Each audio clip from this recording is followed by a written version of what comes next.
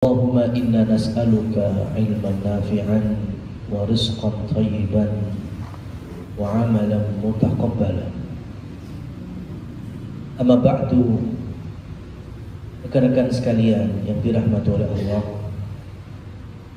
alhamdulillah kita bersyukur atas nikmat yang datang dari Allah berupa hidayah, petunjuk, salah satunya di pagi hari yang kita berharap keberkahan di dalamnya, dengan kita sama-sama belajar menyirami hati dan jiwa kita melalui firman-firmannya ataupun hadis Nabi Rasulnya Sallallahu Alaihi Wasallam. Teman-teman semuanya, saya mulai kajian pada pagi hari ini dengan keumuman para nabi dan para rasul. Mereka mendapatkan skill yang berbeda-beda. Saya ulangi, para nabi dan para rasul itu mendapatkan skill yang berbeda-beda. Kita ambil contoh sebagiannya. Nabi Idris alaihi salam, Allah berikan skill menjahit, sehingga sebelum adanya Nabi Idris, manusia saat itu dari zaman Nabi Adam, anaknya, cucunya, sampai ketemu di eranya Nabi Idris, itu orang berpakaian seperti jamaah umroh, pakai pakaian ihram. Jadi satu lembar untuk menutupi bagian bawah tubuh, satu lembar untuk menutupi bagian atas. Itu aja. Karena yang pertama kali mengenal cutting, memotong, ya, dijadikan pakaian seperti yang kita maklumi hari ini, yaitu dari zaman Nabi Idris. Nabi Nuh alaihi salam, ya, Allah berikan kelebihan skill membangun kapal, dan gak sembarang kapal. Ya, teman-teman, pekan lalu saya masih ada di Sulawesi. Saya ketemu sama orang-orang pembuat kapal di Makassar itu. Saya sempat guyonan gini aja, Mas, sampean tahu Nabi Nuh gak kapalnya itu gimana? Kira-kira hari ini sampean atau siapa yang meniru ada yang mampu atau tidak? Jawabannya tidak bisa, Pak Ustaz. Ya, kami aja yang generasi keempat dari kakek buyut kami aja, bayangin aja nggak gampang itu. Kapal yang dibangun dengan ketahanan badai, tsunami, macam-macam, mengangkut ya berbagai macam jenis hewan, tumbuhan, itu nggak kebayang. Saya bilang ya betul, karena Allah Subhanahu wa taala abadikan dalam Qur'annya itu. Wasta'in al-fulk bi a'yunina. Nuh, buatlah kapal, ya, dengan pengawasan langsung dariku, kata Allah. Ya, bangun kapal, supervisornya langsung Allah Subhanahu wa taala. Kira-kira ada yang bisa nandingin? Nggak mungkin ada. Dan masih banyak lagi para nabi maupun rasul yang Allah berikan kelebihan-kelebihan di beberapa bidang kehidupan. Contohnya Nabi kita Muhammad SAW, Allah berikan ilmu perdagangan. Namun perlu kita ketahui bersama bahwa seluruh para nabi dan rasul punya satu kesamaan. Apa itu? Sama-sama membawa risalah agama tauhid dan mendakwahkannya kepada seluruh manusia. Jadi meskipun punya skill yang berbeda-beda dalam beberapa lini kehidupan, namun seluruh para nabi dan rasul Allah berikan satu skill yang sama, sama-sama menyebarkan kebaikan,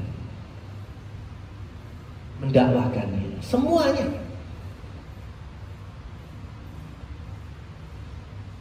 Dan Rasulullah SAW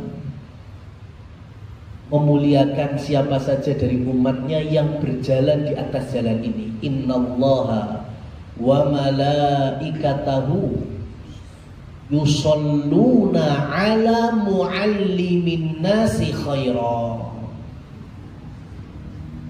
Sesungguhnya Allah dan para malaikatnya bersolawat. Apa maksudnya bersolawat? Allah akan ampuni dosanya, dan malaikat mendoakan supaya orang ini mendapatkan kemuliaan yang tinggi di sisi Allah. Siapa yang mendapatkan sholawat dari Allah dan dari para malaikat? Muallimin nasi khaira. Itu orang-orang yang membawa kebaikan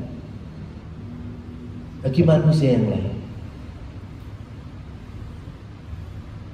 Dan dulu saya mendapatkan nasihat dari salah satu guru kami.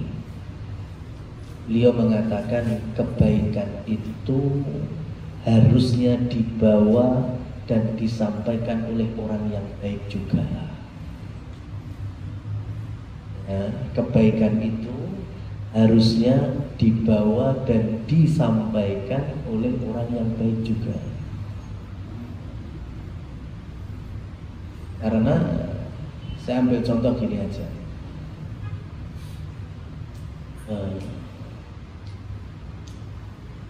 Karena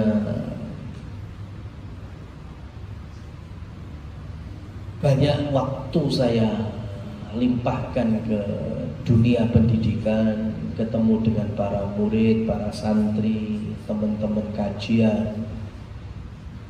Maka pada hakikatnya misi pendidikan yang dibawa oleh Islam itu udah jelas. Konsep dasarnya apa? Al-Quran. Konsep dasarnya Al-Quran, udah jelas. Misinya juga jelas, sebagaimana yang ada pada Quran surat At-Tahrim, qu anfusakum wa ahlikum naro. Jagalah diri kalian dan keluarga kalian dari siksa api neraka. Dan ini misi, mau pendidikan, mau pembelajaran, bahkan kehidupan kita di dunia. Jadi kalau ternyata kita belajar, sekolah, kuliah, kok nggak mengantarkan kepada misi ini, berarti pasti ada salahnya. Karena memang kita diamanai menjaga diri, bahkan keluarga, dari api neraka. Bukan hanya untuk kita saja, bukan hanya generasi kita saja, bahkan kalau bisa turun-temurun. Seperti tagline-nya orang Jawa dulu gimana? Bopo topo, anak nompo, putu melu, buyut katut, canggah kesrambah. Kata orang Jawa dulu gitu. Bopo topo, ya, orang tua yang banyak prihatinnya, banyak tirakatnya, bahasa syariatnya itu banyak ibadahnya. Untuk apa? Untuk menjaga dirinya dan generasi setelahnya, supaya mendapatkan penjagaan dari Allah. Anak nompo, akhirnya anak pun mendapatkan, menerima penjagaan dari Allah. Sampai putu yo melu, buyut yo kato, sampai ketemu canggah masih kesambah. Generasi-generasi yang mendapatkan perlindungan dari Allah melalui kesolehan orang tua, kakeknya, buyutnya yang atasnya. Kenapa? Karena tahu misinya, ku anfusakum wa ahlikum naro. Dan bagaimana konsepnya? Ada di dalam ayat yang kedua surat Al-Jumu'ah. Huwallazi ba'atsa fil ummiyina rasulan min yatlu 'alaihi ayatihi wa yuzakkihim wa yu'allimuhumul kitaba wal hikmah wa in kanu min qablu lafi dhalalin mubin. Ketika Allah mengirimkan dari kalian, dari masyarakat Mekah, orang utusan Rasul, yatlu alaihim ayatihi, yang membacakan ayat-ayatnya, itu menyampaikan Al-Quran, menyampaikan kitabullah, wa yuzakkihim, kemudian mensucikan jiwa mereka, wa yu'allimuhumul kitab, baru nanti mendapatkan ilmu dan kandungan dari kitab suci tersebut. Jadi konsep dasarnya ini, ya, konsep dasarnya itu Al-Quran. Ngaji dulu, membersihkan hati. Sepertinya ini saya ulangi teman-teman, ini lebih dari sekali di tempat yang ya mungkin berbeda ya. Dulunya saya pernah menyampaikan ini di musola. Dari teman-teman yang baru supaya mendapatkan juga faedah yang sama. Saya dulu pernah mengambil permisal. Katakanlah ini ada gelas. Gelas bagus, keren, mungkin malah mahal harganya. Cuma kondisinya kotor. Gelasnya kotor. Kemudian saya isi dengan air mineral terbaik. Mau RO, mau UR, mau apa lagi? Ya, yang oksigennya sekian-sekian. Yang penting air mineral terbaik.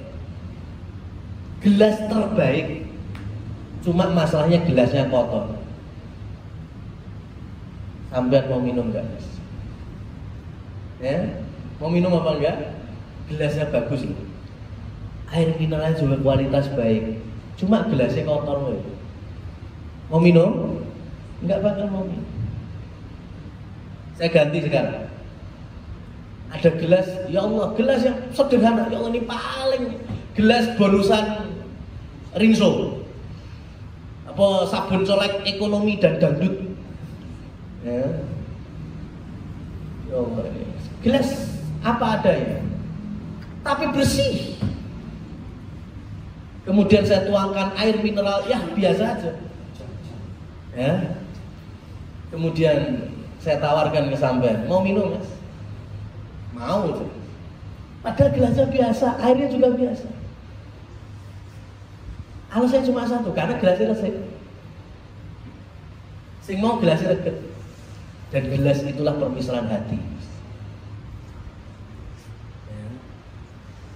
Ilmu itu, kandungan Al-Quran itu, ya, kalau disirami kepada wadah hati yang kotor, mental.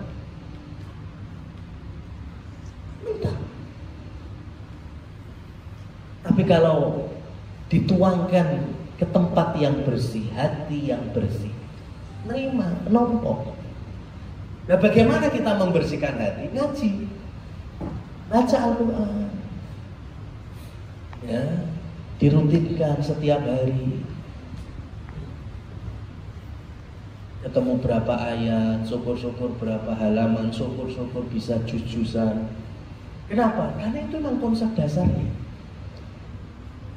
Yatlu alaihim ayatihi. Rasul sampaikan dulu ayat-ayatnya. Wa yuzakkihim, untuk membersihkan jiwa.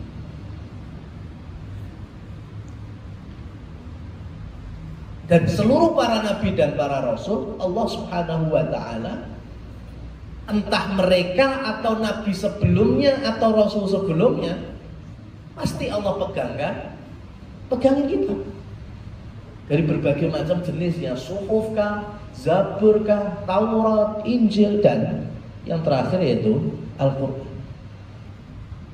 Kenapa? Karena ini menjadi jalannya seluruh para nabi dan rasul. Semua para nabi dan para rasul itu jalannya sama, sesuai pedoman kitabullah. Di eranya, di zamannya, ya kalau zaman kita berarti Al-Quran. Sekarang gini aja, umpama kalau ada profesor meneliti dengan korespondensinya itu berapa kira-kira, kalau pengen bikinan itu korespondensinya biasanya berapa? 1000, umpamanya 1000 lah, 1000 ya, tentang apa umpamanya diteliti, kasih angket, kuesioner ya, kemudian antara A dan B, antara C dan D diteliti, kemudian mulai ditimbang, oh ternyata dari kubu A 700, dari kubu B 300, diambillah 700 ini sebagai rumus. Sekarang gini, kalau ada dari kuesioner itu korespondensinya 124.000 dan semuanya sama, tidak berseberangan, itu bisa menjadi rumus mutlak apa enggak ya? Kalau mau diteliti, ada korespondensinya yang diteliti itu jumlahnya 124.000, jalannya sama, jalurnya sama, gak ada satupun yang nyimpang. Kira-kira itu bisa jadi rumus mutlak apa enggak itu? Jelas bisa.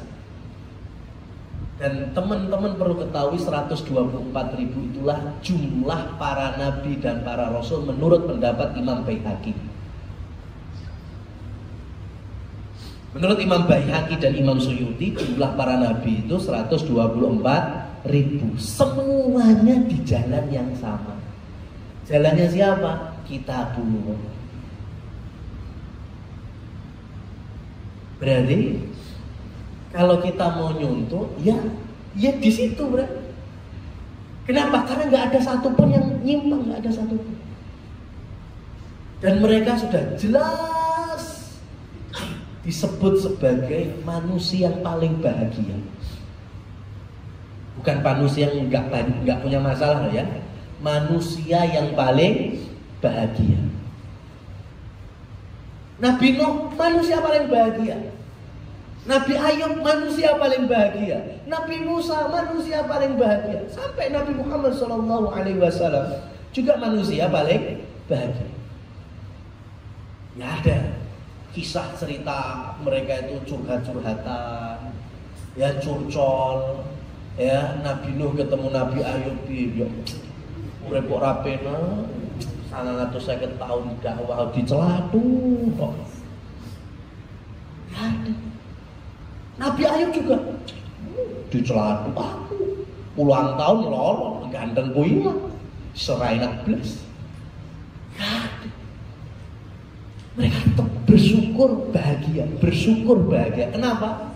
Karena mereka berada di jalan Nabi, jalan hidayah, jalan kitabullah. Maka Nabi Muhammad SAW juga sama. Beliau banyak ujiannya, banyak musibahnya, banyak rintangannya. Tapi beliau menjadi manusia yang paling bahagia. Maka dari sini kebahagiaan itu bukan semata-mata hanya sebatas happiness, itu bukan. Bahagia itu selagi kita berada di jalur Allah Subhanahu wa ta'ala. Kita bisa sholat, itu sebetulnya bahagia. Kita bisa merasakan nikmat ibadah, beramal soleh, itu sebetulnya kebahagiaan. Makanya kalau kita ambil percontohan yang lain, kita ini sumber mata air. Pada diri kita ini ada sumber mata air, dan gak perlu kita bawa ember kosong kemana, kesana, kemana.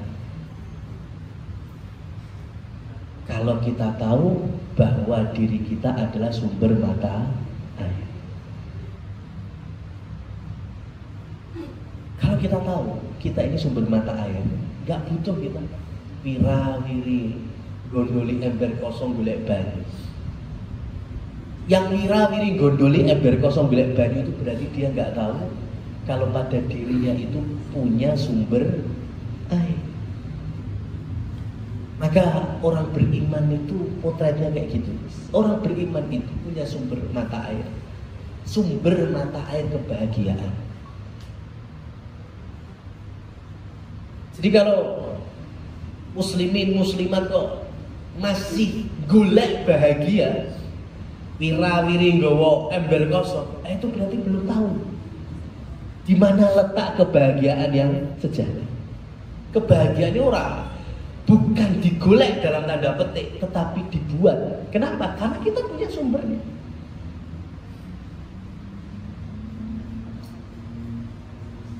Ma'asyiral muslimin wal muslimat yang dirahmati oleh Allah Subhanahu wa taala.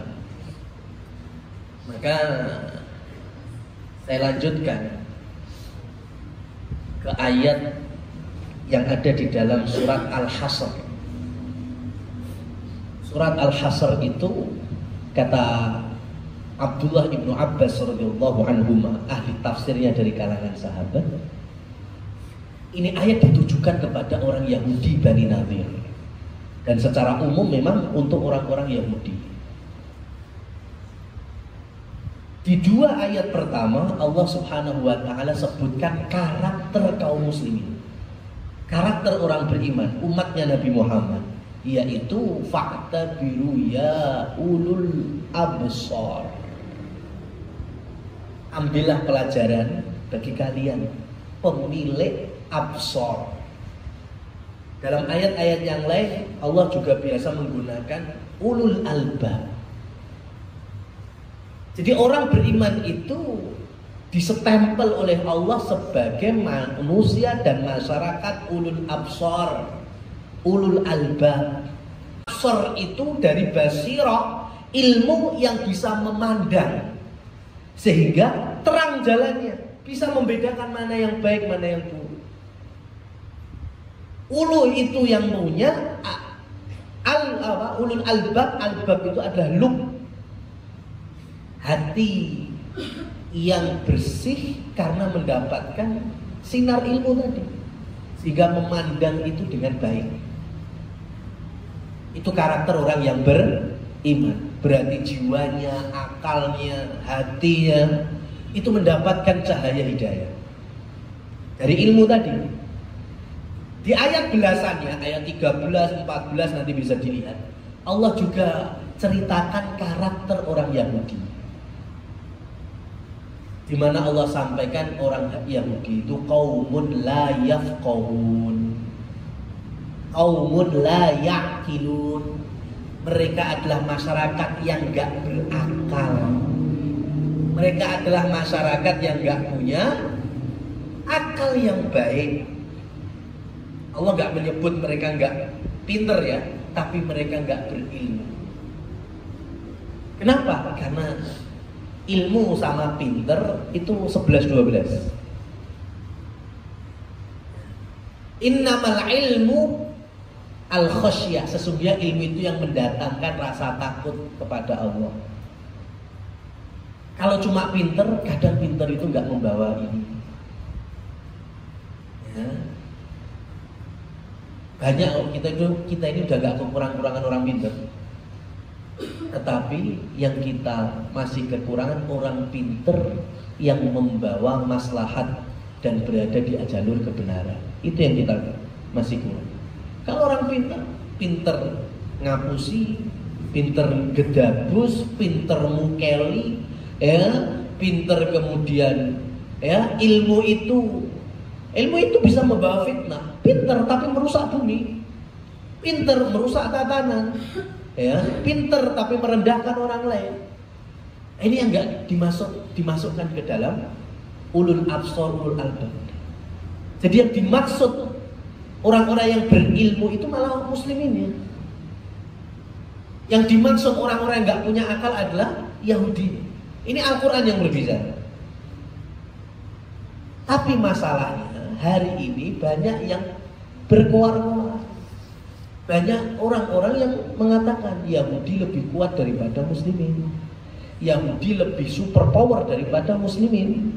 Yahudi lebih punya kekuatan daripada muslimin.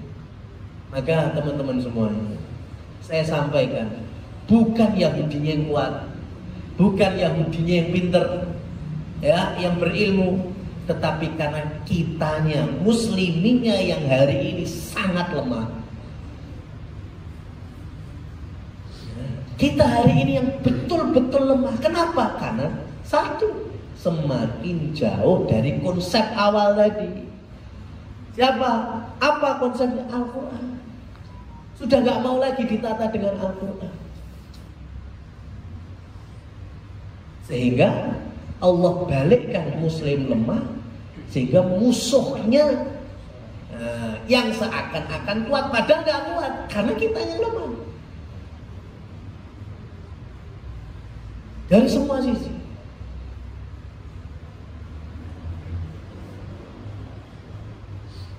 Termasuk ketika kita berpandangan dalam kehidupan. Konsep kehidupan semuanya lebih banyak memakai konsep rumus, nadhoriyah, pandangan-pandangan, filsafat. Bukan dari Islam, tapi dari orang kafir. Yang lebih ngenes lagi kalau itu masuk dalam pendidikan. Wah, repot mas. Saya itu orang pendidikan. Basic saya pendidikan. Dan saya belajar, saya melewati orang-orang yang disebut bapak pendidikan modern, bapak pendidikan dunia. Saya lewati itu semuanya. Ada nama Pavlov, ada nama Castellesi, ada nama Piaget, ada nama J.J. Rousseau. Semuanya itu saya lewati. Mereka punya konsep, punya rumusan, punya macam-macam. Dan ternyata diadopsi. Yang adopsi siapa? Sebagiannya muslimin. Mereka nggak tahu. Seakan-akan itu sudah jelas benernya. Ya Allah. Ya.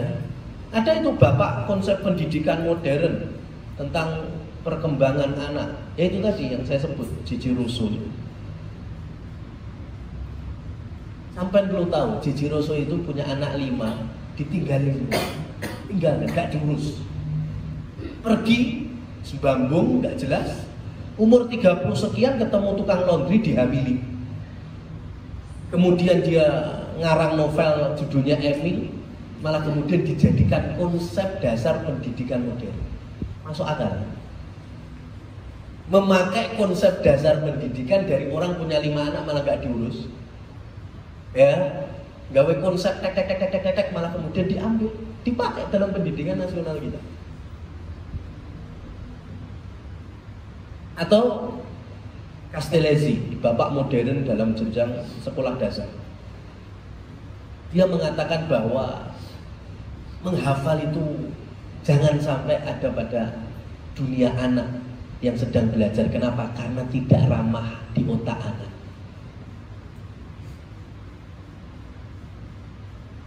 Padahal Al-Quran wahyu pertama, Iqra bismi rabbikal ladzi khalaq. Baca itu include menghafal. Ya, dan para sahabat mereka adalah para penghafal Quran, para penghafal hadis-hadis Nabi. Nah kok ketemu konsep seperti ini diambil, yang ambil sekolah Islam lagi. Kita ini dalam surat Al-Hujurat Allah sudah mewanti-wanti, ya ayyuhalladzina amanu in ja'akum fasiqun binaba'in fatabayyan. Wahai orang-orang yang beriman, jika datang kepada kalian orang fasik itu orang yang banyak dosanya. Bisa jadi dari orang Islam loh ya. Gak mesti orang kafir orang fasik itu, bisa jadi orang Islam. Kalau ada orang Islam yang ahli maksiat saja bawa berita fatabayyanu, kita diminta ngapain? Harus cek dulu, tabayun dulu. Datang dari siapa? Muslim yang fasik. Nah ini konsep pendidikan datang dari orang kafir, diemplok mentah-mentah. Masuk. Ya, itu contohnya. Kalau dari dunia pendidikan. Dunia ekonomi sama. Ya, sama. Al-Quran mulai ditinggalkan, yang dipakai konsep sekuler, ya, konsep hedonisme, konsep money oriented, konsep yang penting gimana seakan-akan kita ini hidup tidak mengenal akhirat, sehingga semua sistem yang penting menguntungkan boleh halal, padahal Al-Quran sudah jelas-jelas mengharamkannya. Nah, teman-teman sekalian yang dirahmati oleh Allah Subhanahu wa ta'ala, maka dari penjelasan ini saya akan masuk membacakan pertanyaan dari teman-teman ya, yang mungkin dilewatkan kepada tim kajian untuk disampaikan kepada saya. Ini contohnya. Assalamualaikum. Waalaikumsalam. Di tempat saya sudah lama ada stor tabungan ke bank. Di sini tidak disebutkan bank syariah atau konvensional. Setornya sebulan sekali. Nabung ini berlangsung selama 2 tahun. Ya, berlangsung selama 2 tahun.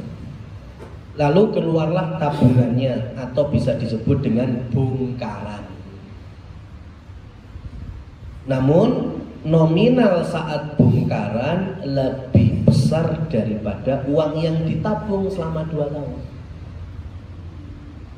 Saya rasa ini bisa disebut dengan bunga. Saya pun merasakan yang sama. Ya, nabung itu sifatnya wadiah. Wadiah itu titipan. Ya, titipan. Titipan itu bagian dari amanah. Kita kalau diamanai bisa menjaga awet, tidak kurang, tidak lebih, maka mendapatkan pahala besar dari amanah. Apapun itu,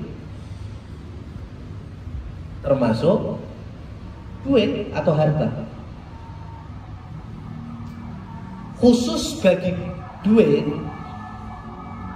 ketika titipan itu menghasilkan atau menguntungkan, itulah yang disebut dengan riba. Kaidahnya kullu qardin jarra naf'an fahuwa riba.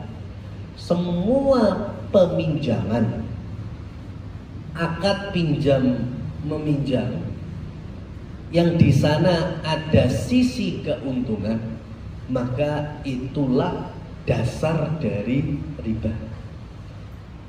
Nyetor ke bank, tabungan sebulan sekali, anggaplah 100.000, ketemu 2 tahun, berarti harusnya berapa? 2.400.000, betul nggak sih? 2.400.000. Kok ternyata ketika mau diambil atau dengan istilah bongkaran tadi jadi 3 juta. Saya nabung, saya nitip, ya, kemudian saya diuntungkan. Inilah hakikat dari riba. Misal total tabungan yang disetor selama 2 tahun 5 juta, bongkarannya yang didapat jadi 5,5 juta. Ini betul riba. Berapa nilai ribanya? 500.000. Nah, ada salah satu peserta tabungan itu bercerita kalau uang yang kelebihan itu dalam kurung 500.000 rupiahnya dibagi-bagikan ke orang lain, baik yatim maupun yang dirasa kurang mampu, sehingga orang yang terkait ini hanya menerima dan menggunakan pure uang yang selama ini ditabung, yaitu yang berjumlah 5 jutanya saja. Pertanyaannya, bagaimana hukumnya Ustaz? Dan apakah hal yang demikian diperbolehkan dengan dalil orang yang bersangkutan hanya menggunakan uang yang beliau tabungkan saja selama ini? Baik, saya teringat pesan dari Imam Malik supaya kita ini belajar mengilmui terkait dari interaksi perdagangan, interaksi sosial, termasuk harta. Kenapa? Karena kalau kita nggak dapat ilmunya, kalian pasti akan jatuh kepada riba, rodina am abaina, secara ridho ataupun kepeksa. Itu kata Imam Malik. Kalau kita nggak belajar ya fikih halal haram, maka potensi kita jatuh ke riba itu pasti ada. Entah ridho, rela, atau memang terpaksa. Baik teman-teman yang dirahmati Allah, kami harapkan kita sudah sepakat bahwa kasus soalnya ini sudah bagian dari riba. Maka poin berikutnya adalah ini program mengikat atau tidak? Ya, artinya diwajibkan oleh perusahaan bahwa setiap karyawan, staf, sivitas macam-macam wajib untuk menabung ya di bank tertentu, nominal tertentu, setiap waktunya tertentu. Kalau enggak, maka ada sanksi-sanksi terkait. Ya. Maka jawabannya ada dua sisi. Saya nasihati kepada perusahaannya dan kepada teman-teman karyawannya. Dari sisi perusahaannya, tolong cari bank yang paling minim ribanya. Dalam tanda kurung, bank-bank syar'i. Saya tidak mengatakan bank syar'i sudah selesai urusan ribanya, enggak. Tapi setidaknya kita meminimalisir dalam hal ribanya. Ya, cari bank-bank syar'i. Jangan bank konvensional. Itu nasihat kami untuk pemegang kebijakannya. Kemudian kepada teman-teman karyawannya, kalau ini sifatnya tidak mengikat, maka nggak usah ikut, karena lebih aman kita tidak masuk ke dalam debu-debu dan kotoran riba. Tapi kalau kita terpaksa, ya, dan kalau nggak ada denda-denda ya yang lain, maka ya, namanya kita sudah masuk sistem. Ya, maka seperti yang ditanyakan si penanya ini baru dijalankan. Cuma tadi kan 5.500.000, ribanya 500, saya berikan ke anak yatim atau orang kurang mampu. Saya lebih tegaskan, ambil hanya orang fakir miskinnya saja. Yatim, lihat yatimnya miskin apa enggak. Yatim yang kaya jangan kasih. Ya, ada anak yatim tapi warisannya banyak, jangan dikasih. Harta riba itu harta kotor, tidak boleh ada di tempat-tempat kecuali orang yang sangat membutuhkan. Siapa itu? Fakir miskin. Sudah. Masjid musola Pak Ustadz, jangan, tidak boleh. Ya, memasukkan uang riba ke dalam kotak amal masjid, donasi pembangunan masjid, wakaf masjid dan lain sejenisnya. Ya, atau untuk makan-makan bareng, nraktir teman, jangan. Ya, satu-satunya jalan hanya diberikan kepada fakir miskin atau fasilitas umum. MCK gratis lagi dibangun, itu enggak apa-apa.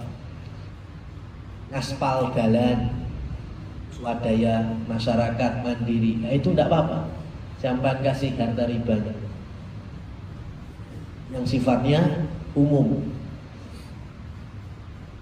Memasang listrik, gardu, fasum RT, tidak apa-apa.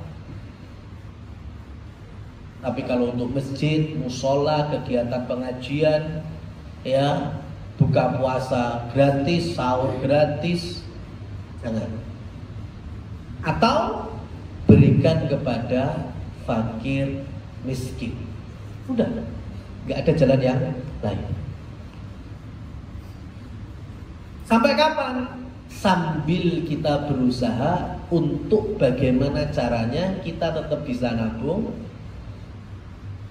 bisa setor tadi, tapi yang tidak ada bunganya. Artinya jangan pasrah, ya. Kita tetap ada cara gimana. Kalau program ada tabungan baik silakan, tapi cari yang tidak ada unsur ribanya. Kalau memang sudah nggak ada unsur ribanya, alhamdulillah, jalankan aja, teruskan. Kenapa? Ya karena bagaimana kita akan mendapatkan keberkahan kalau kita sedang berjalan di luar jalur Al-Quran.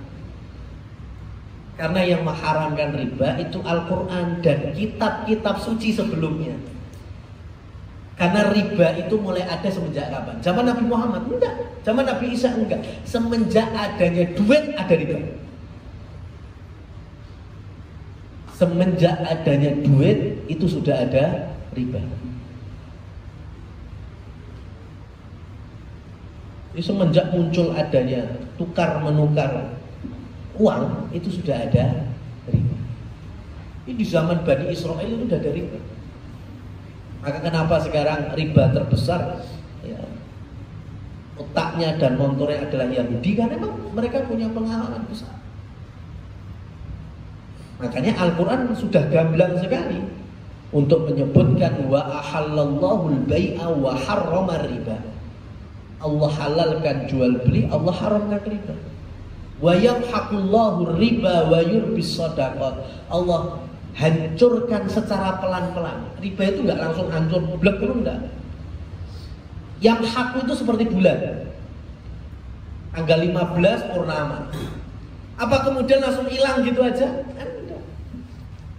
Tanggal 20-an baru mulai hilang, separuhnya hilang, sepertiganya, seperempatnya. Gitu. Riba itu demikian, akan menghancurkan pelan-pelan. Wa yurbis shadaqat, yang Allah kembangkan jadi lebih besar adalah sedekah. Ada yang menafsirkan jual beli yang halal.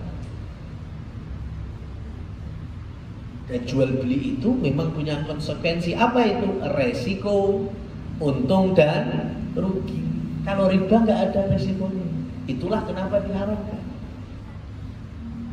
Nggak ada usaha, nggak ada apa-apa, tinggal masukkan deposit gitu saja, kemudian dapat untung.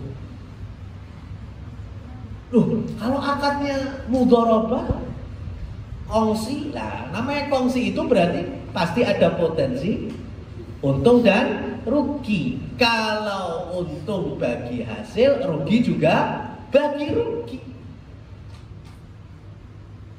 Cuma masalahnya kalau lembaga keuangan juga nggak mau, maunya cuma bagi untung, bagi rugi nggak mau. Itulah kenapa kami sebutkan bahwa lembaga keuangan meskipun memakai istilah mudharabah, tetap bukan mudharabah yang syar'i. Kenapa? Karena hanya mau satu pihak, mau bagi untung tapi nggak mau bagi rugi. Itulah kenapa Allah muliakan, Nabi muliakan, ya, bahkan disandarkan dengan jihad fisabilillah para pedagang. Kenapa? Karena pedagang punya dua spekulasi, untung sama rugi. Pedagang, coba tanyakan yang pedagang-pedagang lama itu, mosok setiap mesti untung terus? Gak mungkin ada cerita pedagang untung terus, gak mungkin. Pasti ada jatuhnya, pasti ada ruginya. Sehingga mereka putar otak terus gimana bisa menstabilkan ini.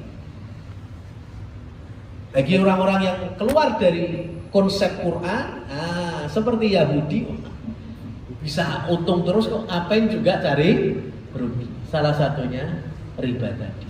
Wallahu a'lam bishawab. Demikian yang bisa saya sampaikan terkait dengan materi dan teori sekaligus pertanyaan yang telah masuk.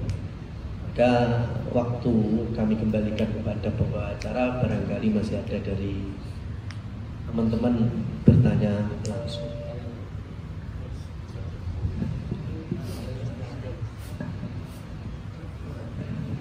Bismillahirrahmanirrahim. Saya mau tanya dari pengalaman aja ya, karena kan kalau riba itu kan sekarang kan pengalaman bentuknya sudah macam-macam. Nah, saya itu pernah perusahaan lama sebelum di Thoibah. Kalau di Thoibah alhamdulillah praktek riba itu sudah tidak ada. Perusahaan lama saya dulu, saya itu kan kepala HRD. Nah, masyarakatnya kan jenderal. Ada muslim kafir, yang muslim ya kadang fasik dan sebagainya macam-macam. Nah, di sana itu kan karyawan paling senang pinjem uang, baik ke koperasi ataupun ke bank. Sementara orang HRD itu pasti harus membuat pernyataan, terutama kalau pinjem ke bank, Pak, itu harus membuat pernyataan bahwa karyawan ini adalah karyawan saya, ya kan. Kemudian gaji sekian, gajinya saya tanda tangani, artinya kalau tanpa tanda tangan pengesahan dari pihak HRD tidak tanda tangan, itu tidak akan mungkin cair untuk pinjaman. Kalau sampai kiamat jangan. Nah, apakah posisi HRD yang seperti itu? Dia bukan pegawai bank, dia juga tidak menyuruh orang untuk pinjam, tapi dia secara pekerjaan karena situasi itu harus membuat surat dalam arti sebagai bukti bahwa karyawan itu bekerja di perusahaan, artinya punya penghasilan gitu loh. Itu apakah orang-orang yang bekerja di HRD seperti itu tetap mendapat dosanya riba, Ustaz? Terima kasih. Baik, barakallahu fiik. Teman-teman, di dalam hadis sahih diriwayatkan oleh Imam Muslim, Rasul menjelaskan bahwa ketika beliau menyampaikan Allah melaknat dan Rasulullah juga melaknat riba, itu ada beberapa jenis yang masuk, minimal tiga.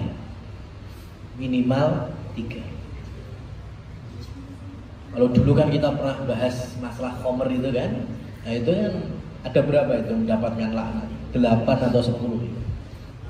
Ya, jadi bukan hanya sebatas minumannya aja, bukan hanya yang mendem saja, ya, bahkan yang mengantarkan, yang menuangkan, ya, pabriknya, ya, yang bikin pamflet, iklannya, semuanya. Ya. Maka riba juga demikian. Riba itu yang mendapatkan laknat yang pertama orang yang datang untuk mendapatkan riba. Jadi dalam hal ini saya pakai bahasa mudahnya peminjamnya. Yang kedua, yang meminjami dengan pinjaman ribanya,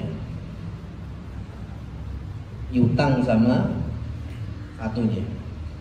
Kemudian yang ketiga, al-katib. Dalam hadisnya disebut al-katib, pencatat. Ya, pencatat. Mohon maaf.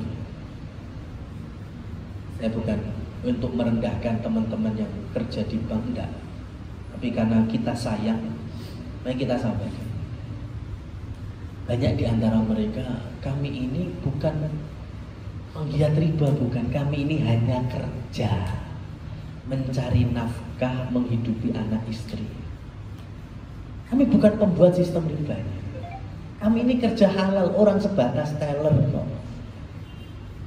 Orang hanya sebatas CS tok. Masalah yang membuat sistemnya berapa persen kah, berapa nominalnya, itu kan bukan kami. Kami hanya ngurek-ngurek saja. Maka ini hadisnya. Al-Katib yang nulis, yang ngurek-ngurek itu masuk. Kenapa? Karena yang nggak ada urak-urak nggak bakal cair itu tadi. Ya. Jadi bukan kemudian kita tidak mengapresiasi semangat mencari nafkahnya, tapi harus juga diilmui ini jalan kebenaran atau jalan kerusakan. Kenapa? Saya kasih contoh yang lain. Ya. Banyak orang kalau zaman dulu itu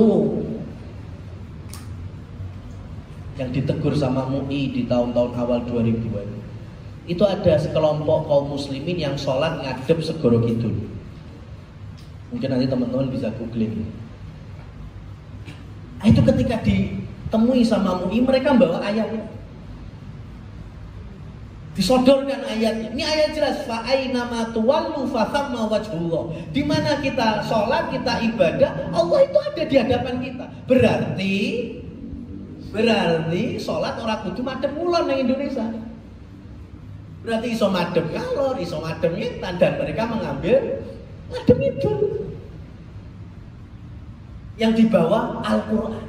Ya, yang ingin saya sampaikan, Qurannya benar, ayatnya benar, dan itu shadaqallahul azim.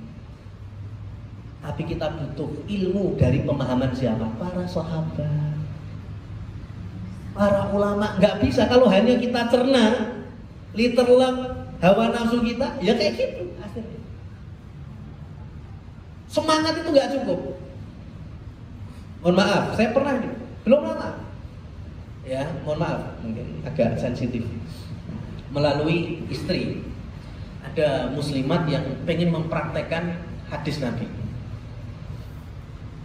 Di mana ini hadis sahih. Perempuan itu kalau selesai haid, masa sudah suci, itu disunnahkan untuk mengoleskan di tempat itu misik. Hadisnya sahih. Kemudian ada saudari kita yang masuk melalui istri, disampaikan ke saya, Pak Ustadz, kenapa kok saya malah iritasi? Kenapa saya kok malah sakit? Kulit saya malah gini.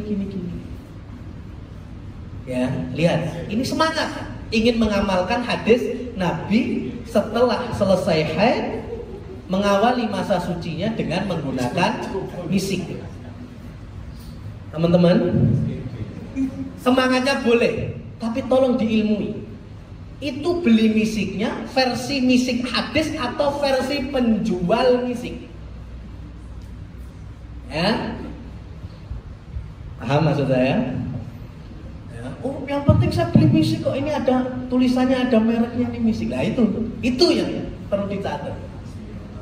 Nabi itu membawa hadisnya misik, mosok ya harus saya terangkan asli, murni, betul-betul dari Ghazal, dari Rusa, dari Kijang. Parfum misik itu aslinya dari kijang. Kalau dari minyak sudah beda lagi. Ya? Jadi misik ya Allah, misik itu kalau asli, itu kalau pedagang di Arab tuh jujur. Sampai mereka nyebut variannya, ada misik abyad, misik putih, misik serbuk, sampai ada misik toharoh. Nah ini yang biasa digunakan wanita yang setahun. Dan harganya ya mohon maaf, ya memang ya ini amalan yang memang semangat mengikuti Nabi tapi juga bawa modal. Sehingga ketika kita hanya sebatas melihat hadisnya, oh misik, kemudian wah ini ada misik murah, beli. Memang betul, mereknya misik, tapi pakai huruf Q, misik kok. Nah itu mesti abal-abal itu. Kemudian digunakan, ya mohon maaf, jadinya tadi iritasi. Dan mohon maaf, jangan salahkan hadis ya. Introspeksi kita yang ternyata ya, kurang edukasi. Yang dimaksud misik yang asli, insya Allah aman, bahkan bawa masalah. Kalau hanya sebatas merek misik, ya itu tadi, ya, gitu loh. Jadi kita ini nggak semata-mata hanya baca Quran, baca hadis, praktekkan nggak. Butuh ilmu, yaitu pemahaman para sahabat, para imam-imam. Termasuk masalah riba, ya, bukan hanya sebatas orang yang meminjami atau peminjamnya piutang atau yang sebaliknya, enggak. Yang ada siapapun bersinergi di situ itu masuk dalam bahasa narasi Rasul al-katib, pencatat tadi. Atau kalau nggak ada di banknya atau koperasi simpan pinjamnya, ya tadi HRD yang di kantor yang mau nggak mau harus mengeluarkan itu. Ya, masuk. Maka nasihat kami itu tadi, sebagaimana yang kami sampaikan di awal, sebisa mungkin perusahaan ada link ke bank-bank yang sifatnya memang paling minim ribanya, yaitu bank syar'i kalau di Indonesia. Nggak bisa kita terbebas semua dari bank, susah memang. Hari ini nggak mungkin lepas dari itu. Maka kita ambil akhafud darurat, paling ringannya madharat, yaitu daripada bank konvensional kita pakai yang bank syar'i.